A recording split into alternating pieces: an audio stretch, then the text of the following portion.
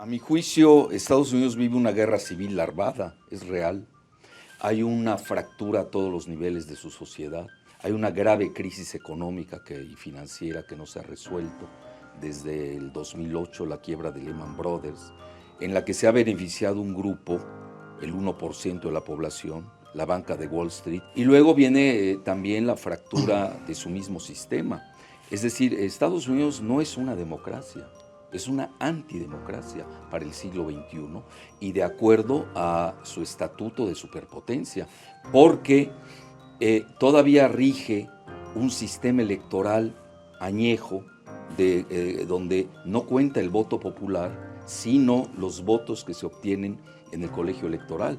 Y de ahí sale el presidente. Se pueden dar anomalías como el caso de Al Gore, que quizás se repita en esta elección también, en el que gane él el voto popular y por medio de fraudes, porque también en Estados Unidos hay fraudes electorales, hoy está el clamor de la gente de Trump que pueda haber un fraude electoral. Y eso es lo de menos si es cierto o no. Aquí lo que cuenta es la percepción. 3/4 partes del Partido Republicano que fue encuestado cree que va a haber fraude electoral. Entonces ya pone en tela de juicio a todo el sistema. Entonces luego tenemos también la cuestión racial, la homofobia, la islamofobia, la mexicanofobia, latinofobia. Estados Unidos vive de fobias. Entonces, pues es un país que vive una grave crisis. Existe un supremacismo real, 64% de la población son blancos.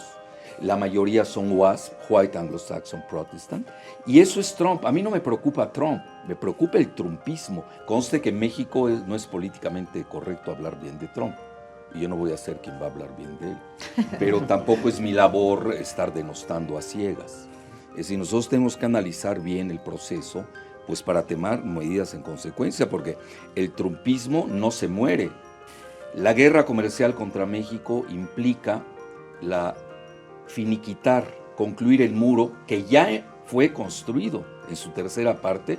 Lo que ves es que hay tanta desinformación en México que dos expresidentes panistas como son Fox y Calderón están despotricando contra el muro cuando Baby Bush, ante sus narices, construyó la tercera parte del muro a un costo de 3.500 millones de dólares y además aprobado para la entonces senadora Hillary Clinton. Y ahí están los Wikileaks. Ella fue la que impulsó la entrega del petróleo mexicano, que era la última carta geopolítica que teníamos. Pero en relación a Trump es un tsunami. Yo estoy a favor de una unión norteamericana completa, con todo y mexicanos. Entonces nosotros tenemos que participar ya de lleno en la política interna de los Estados Unidos. Tenemos cómo. Entonces estamos asistiendo ya en la cuestión macro a un neomonroísmo neoliberal, curiosamente, cuando el neoliberalismo se está cayendo.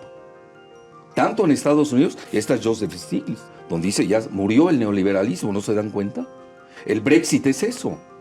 A la misma Gran Bretaña ya no le importa el neoliberalismo, porque además traen un choque geopolítico con Alemania, se quieren acercar a China. Es decir, si hoy nos damos cuenta cuál es el mundo, y eso desgraciadamente en México no se tiene la perspectiva. Realmente donde nada más se discute en México están las universidades.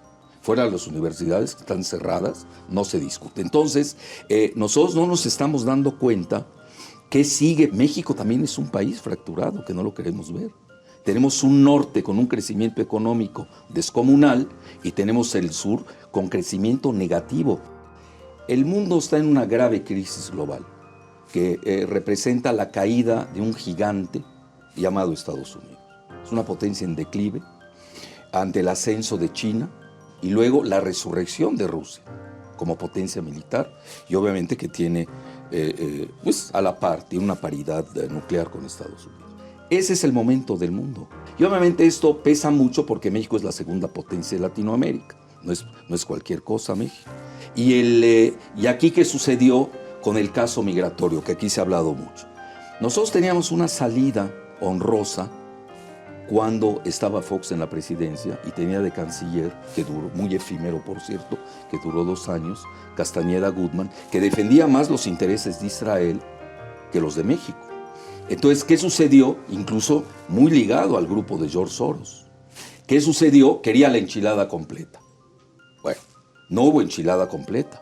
Es decir, en ese momento una una política racional, sensata, hubiera aceptado la solución migratoria que en ese momento teníamos.